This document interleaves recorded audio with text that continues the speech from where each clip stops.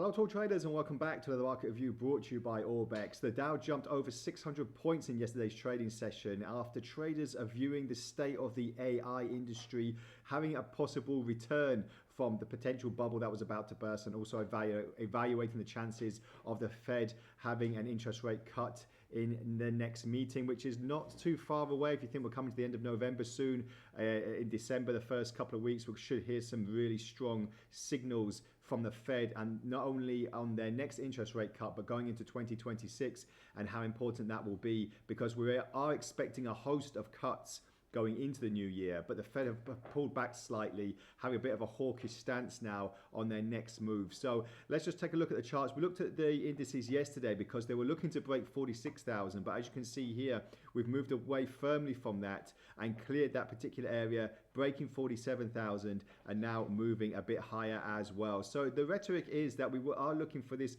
kind of V-shaped recovery for the Dow.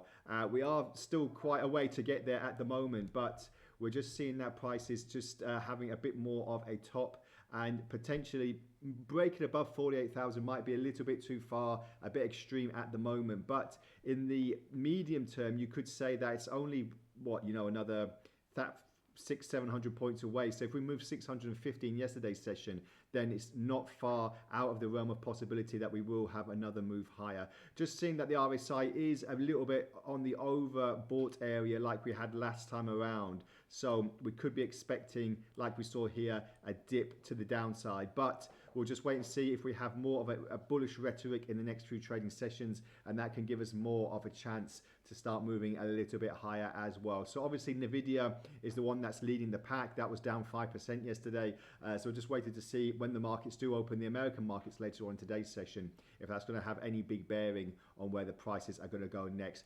S&P we looked at yesterday, but just wanted to show again that like the Dow, it's on like a 3-day winning streak at the moment, really propelling higher, and just seeing that prices are moving above 6,700 towards 6,800, which will be the next milestone for the S&P before potentially breaking and testing these particular peaks to another record high. But in the grand scheme of things, it is in a little bit of a downward channel still. If we just put these channel markers on the chart here, you can see that until we start breaking above these particular areas, price action is still a little bit bearish.